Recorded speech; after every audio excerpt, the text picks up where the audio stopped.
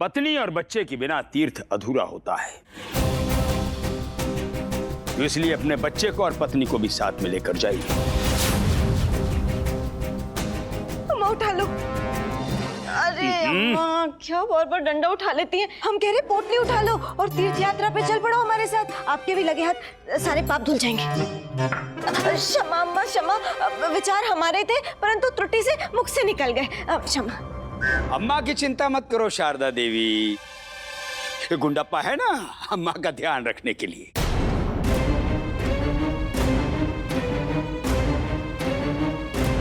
क्या सोच रहे हो पंडित रामकृष्ण? तीर्थ कराओगे तो संभवतः आपको आपकी देवी माँ भी क्षमा कर देंगी। बापू, ये आपकी दुर्बलता का लाभ उठा रहा है। ये जिसे मेरी दुर्बलता समझ के लाभ उठाना चाहता है, असल में वो मेरी शक्ति है। संभवतः यही है माता का संकेत जो उनसे मांगा था। बोलिए बोलिए बोलिए बोलिए पंडित रामकृष्ण, बोलिए क्या चाहिए आपको?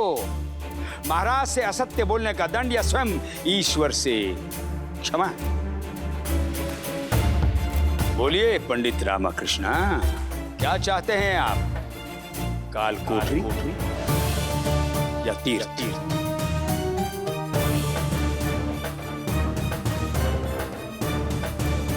तिरुपति तीर्थ।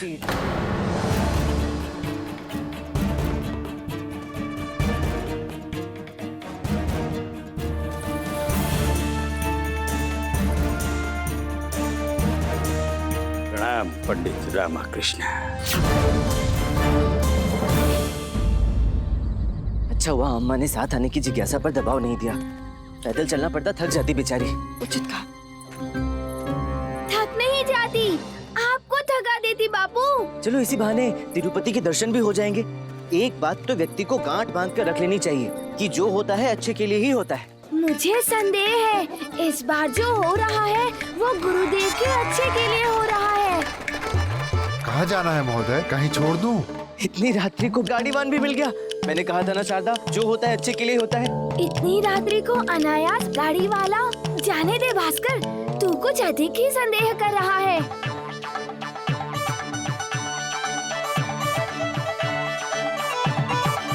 चलिए। मेरा संदेह अनुचित नहीं है बापू, मुझे जो दिख रहा है वो बुरे के लिए होता दिख रहा है। लगता है ये भी बहुत प्रसन्न है जाने के लिए। देखो कैसे हाथ पैर मार रहा है। मैं हाथ पैर नहीं मार रहा, परंतु कोई हमें मारने की ताक लगाए बैठा है आगे पेड़ के पीछे। निश्चित ही ये तथाचार्य जी की कोई चाल है। ये तीर्थ नहीं, स्वर्ग पहुंचाने की व्यवस्था हो रही है। तो ये लोग गाड़ी में बैठ गए।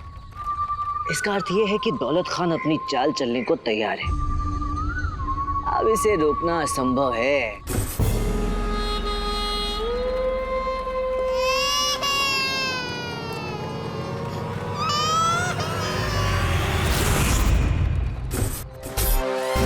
हो गया काम मुकम्मल, अब आगे का काम सुदामा करेगा।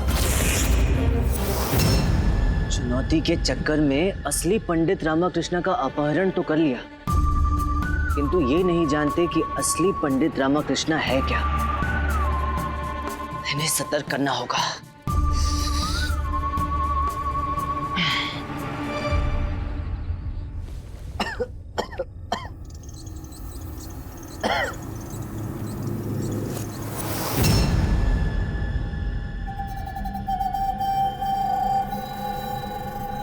शारदा,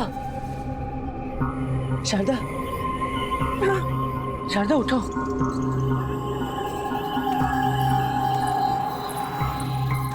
हाँ, हम तो तीर्थ गए थे, इस बंद कार कोठरी में कैसे फंस गए?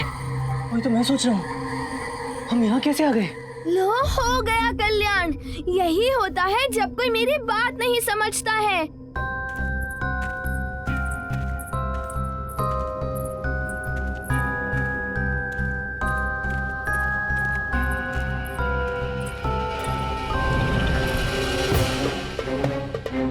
इतनी रात्रि को बैलगाड़ी और गाड़ीवान भी मिल गया। मैंने कहा था ना शारदा, जो होता है अच्छे के लिए होता है। लगता लगता है ये भी बहुत प्रसन्न है जाने के लिए। देखो कैसे हाथ पैर मार रहा है।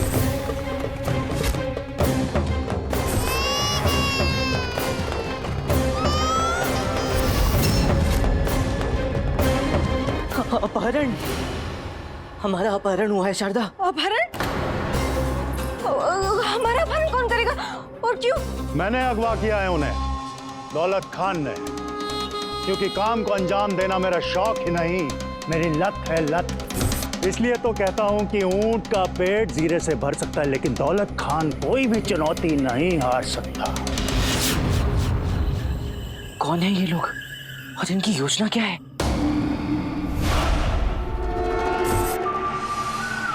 किंतु चुनौती पूर्ण करने की इतनी शीघ्रता क्यों थी? ये तो अपने आप ही मार्ग से हटने वाला था। मेरी योजना मुकम्मल हो इसलिए मैं कोई कमी नहीं छोड़ना चाहता था। सब कुछ अपनी योजना के अनुसार ही हो रहा। पहले मैं अन्नाचार्य को पटाकर तथाचार्य तक पहुंचा, फिर तथाचार्य को मूर्ख बनाकर पंडित रामाकृष्ण के स्थान पर पहुंचा। अब पंडित रामाकृष्ण का स्थान लेकर मुझे महाराज कृष्णदेव राय के समीप पहुंचना है। वाह सुदामा वाह। और वहां वो दो पंडित ये सोच रहे होंगे कि तुम उनके हाथ की कठपुतली हो, लेकिन हकीकत तो ये है कि उन्होंने ख्वाब में भी नहीं सोचा होगा कि वो तुम्हारे हाथ की कठपुतली है। वाह सुदामा वाह, मुझे फख्र है तुम पर। अन्ना, लाओ लाओ रखो, ये लीजिए अन्ना, रखो। अन्ना, यदि आपको भूख लगे तो ये फल और मिष्ठान है, ग्रहण कर लीजिए। प्यास लगे तो शीतल जल है, और कुछ और चाहिए तो हम द्वार के बाहर उपस्थित हैं, निसंकोच पुकार लीजिएगा। और ये धनी मनी, ये आपकी सेवा में सदैव उपस्थित रहेंगे। मनी, अब तू देखना, ये बुड्ढा कार्य तो हमसे दुगना कराएगा, किंतु वेतन तो आधा भी नहीं देगा। अरे जब से इस बुढ़े का शिष्य बना हूं, मैं तो भूल ही गया हूं कि वेतन क्या होता है। कुछ नहीं गुरुजी, कुछ नहीं। तुम और कष्ट मत उठाओ, जाओ और जाकर निश्चिंत होकर सो जाओ। जी अन्ना, प्रणाम। प्रणाम। शुभ रात्रि। शुभ रात्रि। चलो हटो हटो।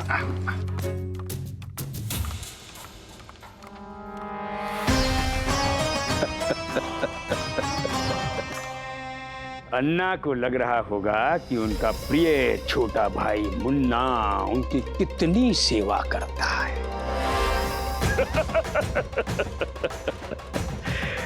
पर उन्हें ज्ञात नहीं है कि ये सब हम उन्हें और सुदामा को अपना दायां और बायां हाथ बनाए रखने के लिए कर रहे हैं। पर हम तो समझते थे कि मैं आपका बायां हाथ हूँ। मैं आपका दायां हाथ हूँ। गधे, अरे मूर्खो, तुम दोनों को तो हम अपना दायां और बायां पांव भी ना बनाएं। अब हम सबसे शक्तिशाली व्यक्ति बन जाएंगे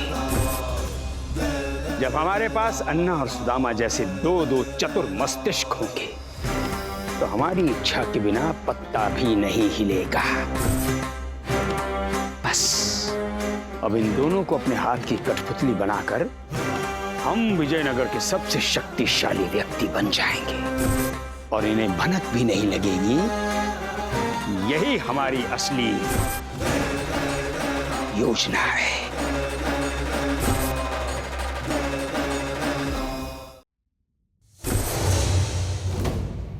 मेरा भोला भाई कितने प्रेम से हमारी सेवा कर रहा है और उसे ज्ञात ही नहीं कि उसकी सेवा का मेवा हमें मिलने वाला है। उसे लग रहा है कि हम उसकी यहाँ सहायता करने आए, पर हम तो उसकी गद्दी हथियाने आए। राजगुरु का पद, राजगुरु अन्नाचार्य। और बेचारे मुन्नाचार्य को तो आभास भी नहीं है कि यही हमारी असली योजना है।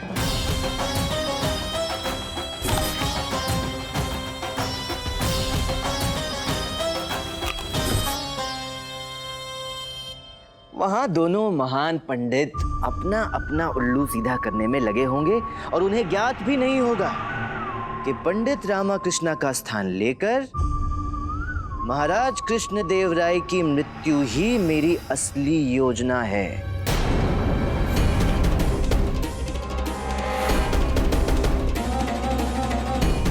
और महाराज की मौत के बाद विजयनगर पे हुकूमत करने का मकसद मेरा है। फिर मैं धूल चटाऊंगा उस बाबर को जिसने मुझे दर दर की ठोकरें खाने पे मजबूर किया है। और तुम तो जानते हो कि ऊंट का पेट जीरे से भर सकता है, लेकिन किंतु दौलत खान चुनौती नहीं हार सकता। ये तो कोई बहुत बड़ा षड्यंत्र है शारदा। हाँ बापू, परंतु अब आप बस विचलित मत होना। आप विचलित होते हो तो कुछ भी नहीं सोच पाते। हमें यहाँ से शीघ्र निकलना होगा, महाराज का जीवन संकट में है। इसलिए कृष्णदेव राय को मौत के घाट उतारने के लिए तुम्हें पंडित रामाकृष्ण की जगह आना होगा। और उनकी जगह आने से अब तुम्हें कोई नहीं रोक सकता, खुद असली पंडित रामाकृष्ण भी नहीं। और मैंने उसका इंतजाम कर दिया है। कौन है ये जो मेरा स्थान लेना चाहता है? प्रश्न ये उठता है कि मेरे होते हुए ये ऐसा करेगा कैसे?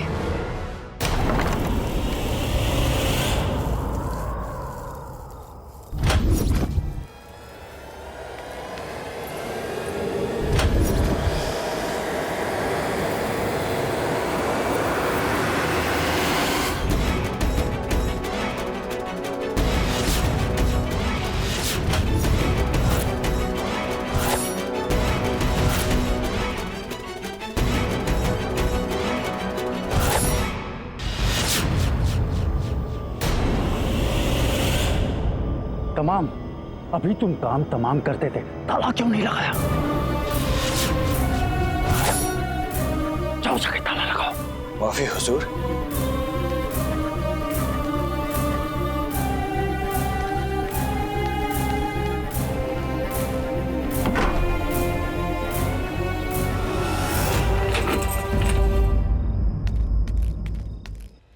इसने मुझे देख लिया है और हमारी संपूर्ण योजना भी सुन ली है। अब ये किसी भी हाल में यहाँ से बाहर नहीं निकलना चाहिए। मेरी चुनौती ये है कि मेरे यहाँ रहते ये यहाँ से बाहर नहीं जा सकता। और तुम अच्छे से जानते हो कि ऊंट का पेट जीरे से भर सकता है, लेकिन दौलत खान कोई चुनौती नहीं हार सकता। ये क्या था? वो व्यक्ति देखने में बिल्कुल आपके समान प्रतीत हो रहा था। ऐसा लग रहा था मानो द्वार की दूसरी ओर कोई दर्पण रखा हो। अरे ऐसे कैसे मेरे समान प्रतीत हो रहा था? वो उसकी नाक देखी थी कितनी लंबी थी, और उसका पेट भी निकला हुआ था, और चोटी तो बहुत ही छोटी थी। नहीं नहीं नहीं, नाक भी समान थी, पेट भी समान था, और चोटी भी समान थी।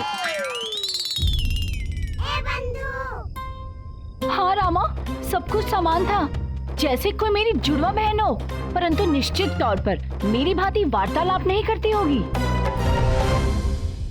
हमें तो संदेह हो रहा है कि आप भी असली हैं या कोई तीसरे हैं।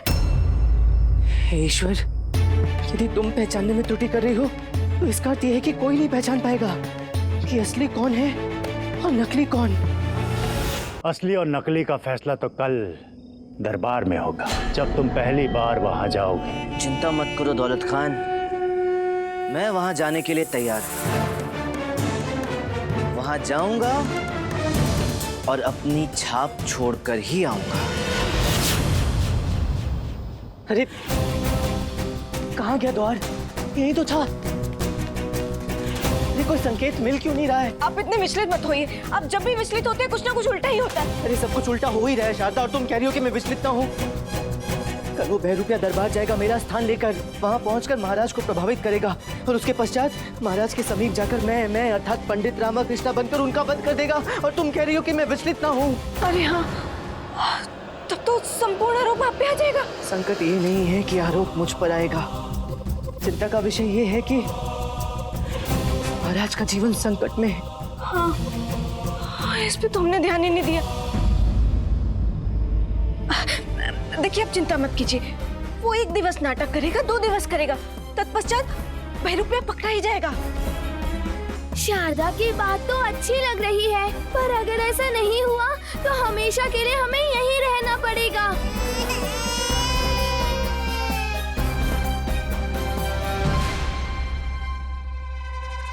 अरे गधों, इतना दूर दूर क्यों चल रहे हो? अब हम सदैव आपसे दूर ही दूर चलेंगे गुरुजी। हाँ, पूर्व में हम आपके परछाई बन के सदा आपके साथ साथ चला करते थे।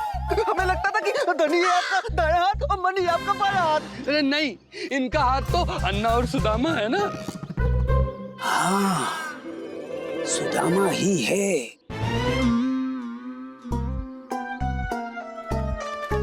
गुरुजी, ये सुदामा पेड़ के पीछे नृत्य क्यों कर रहा है?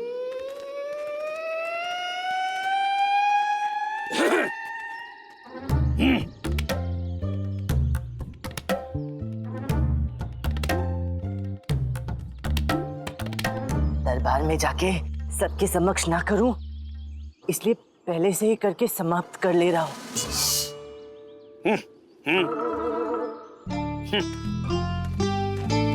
देखो, आज प्रथम दिवस है, अधिक महत्वपूर्ण है।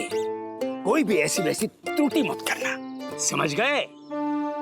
हाँ, और हाँ सुनो, ये जो हमने तुम्हें नया अंग वस्त्र दिया है, इसे बाएं कंधे पर ऐसे ही रखना ताकि ये चोट का जो चिन्ह है वो छुपा रहे। हैं? समझ गए? हाँ, और ये तो बिल्कुल मत करना।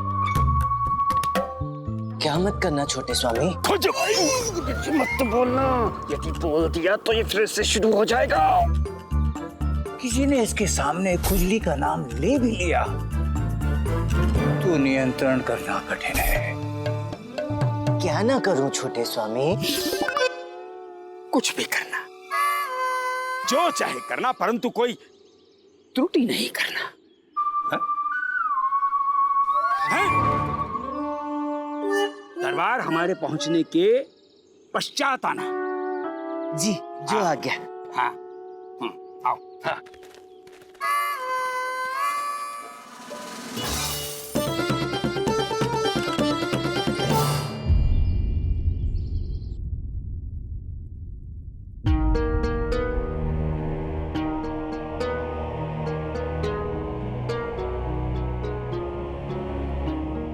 आज तो महाराज कुछ अधिक ही गंभीर लग रहे हैं। सभी उपस्थित है, बस पंडित रामकृष्ण अब तक नहीं आए। नामंत्री जी, अर्थात आज भी विलंब से आएंगे वो, परंतु आज तो हम उन्हें निष्कासित करके ही छोड़ेंगे। गंभीर ही नहीं, आज तो बड़े क्रोध में भी हैं। यदि सुदामा पकड़ा गया तो कारागार में नहीं, सीधे ऊपर जाएगा। आनंद आ जाएगा। 7 दिवस होते हैं सप्ताह में, परंतु पंडित रामकृष्ण तो 8 दिवस विलंब से आते हैं प्रति सप्ताह। महाराज, महत्वपूर्ण ये नहीं है कि कब आते हैं, महत्वपूर्ण ये है कि आकर कार्य करते हैं कि नहीं। गुरुवर, आप पंडित रामकृष्ण का पक्ष ले रहे हैं? हमने ऐसा कब किया? अभी किया आपने? हाँ, वो त्रुटि से हो गया होगा। हम तो पंडित रामकृष्ण का पक्ष ले ही नहीं सकते। हम क्यों करेंगे पंडित रामकृष्ण का बचाव?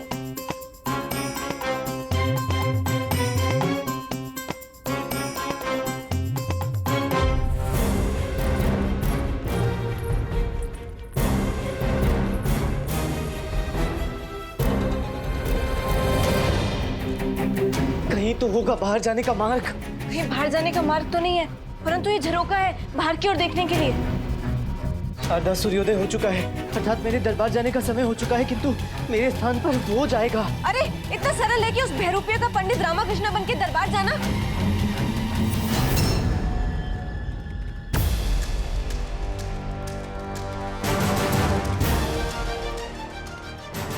पसीना छूट जाएगा उसका।